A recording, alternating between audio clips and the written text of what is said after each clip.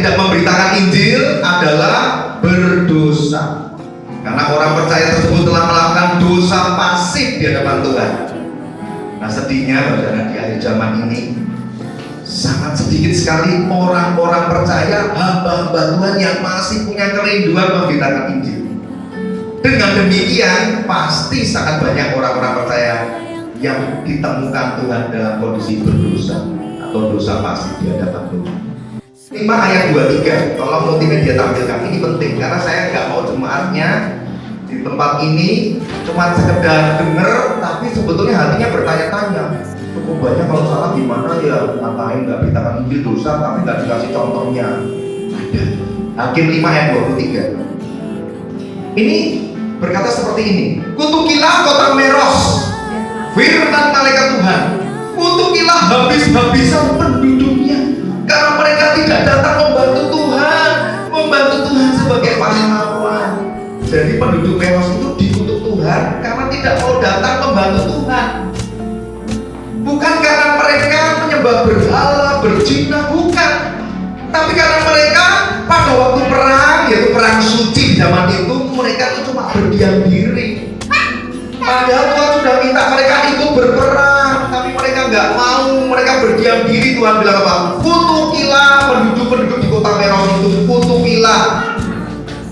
Nah, Anda pasti mulai bertanya-tanya, Pak, itu kan kondisi peperangan, Pak, bukan pemberitaan Injil. Itu perang suci, Tuhan minta penduduk itu ikut berperang bersama Tuhan. Udah pasti Tuhan kasih kemenangan, tapi mereka berdiam diri. Demikian juga aplikasinya, kalau Tuhan perintahkan Anda beritakan Injil, itu kan peperangan rohani. Merebut tetangga itu yang Anda tahu belum percaya Yesus. Anda tahu mertuamu, anakmu, suamimu, istrimu, siapamu juga, itu kan peperangan rohanimu, saudara. Tapi Anda abaikan, Anda tak pernah beritakan. Anda tidak pernah mau ikut berjuang bersama Roh Kudus untuk memberitakan Injil, memenangkan jiwa-jiwa yang sedang Anda hidup. Itu kondisinya Anda dengan penduduk di kota Meros sama, kalau Anda tidak mau tahu. Yeremia 48 ayat 10, terkutuklah orang yang melaksanakan pekerjaan Tuhan dengan lalai. Tuh, kalau Anda melaksanakan pekerjaan Tuhan dengan lalai atau tidak mengindahkan perintah Tuhan untuk mengerjakan pekerjaan Tuhan, dikatakan apa? Terkutuklah orang yang melaksanakan pekerjaan Tuhan dengan lalai, dan terkutuklah orang yang menghambat pedangnya dari penumpahan darah. Nah, itu pedangnya kan diterjemahkannya yang huruf besar, saudara. Coba Anda renungkan, ini kemungkinan besar ada kesalahan ketik. Yang namanya manusia bisa salah ketik, itu nyanya huruf kecil. Kan nggak mungkin manusia menghambat pedangnya Allah. Itu maksudnya pedangnya itu adalah pedangnya orang yang harusnya maju berperang. Jadi pedangnya itu menunjuk bukan kepada Tuhan tapi orang yang digudung itu.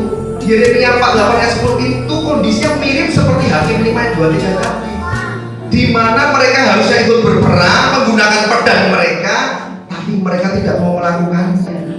Makanya mereka dikutuk Tuhan.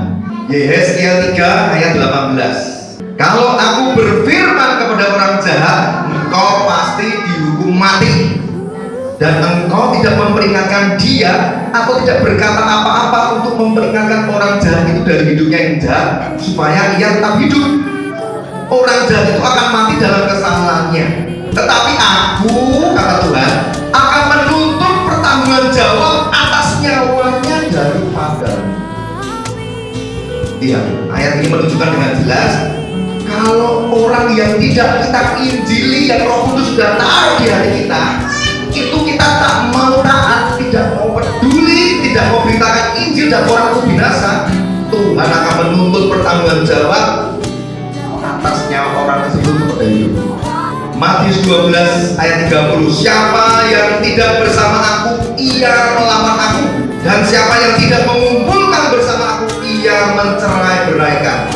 Jadi jangan sampai jemaat ada yang ngomong gitu, nah aku sikapnya netral aja sih Pak, maksudnya netral, aku memang gak aktif beritakan Injil Pak, tapi aku juga gak menghambat orang untuk memberitakan Injil kok Pak. Gak ada.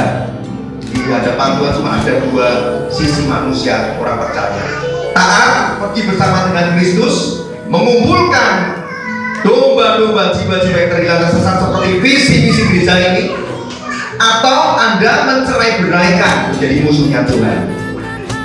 Itu pilihan Anda. Jadi, dosakah bila tidak memberitakan Injil? Apa jawabannya, saudara? Anda sudah tahu jawabannya. Anda melakukan dosa yang pasti. Jadi bagaimana, Pak? Ya relakan hatimu dan bertobat.